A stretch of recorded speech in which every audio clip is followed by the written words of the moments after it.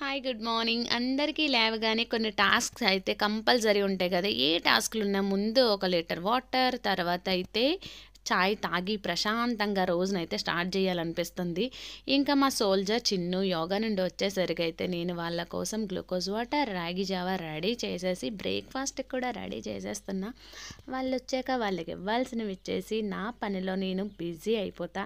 ఇంకా కాళ్ళకి చక్రాలు కట్టుకున్నట్టు చకచక ఒక్కొక్క పని తొందరగా ఫినిష్ చేయడమే. ఈరోజు బ్రేక్ఫాస్ట్ వచ్చి ఇడ్లీ, శనగలు కర్రీ. ఎప్పుడైనా ఈ కర్రీతో మీరు ఇడ్లీ టేస్ట్ చేశారా? ఒకసారి చేయకపోతే చేసేయండి, చాలా టేస్టీగా ఉంటుంది.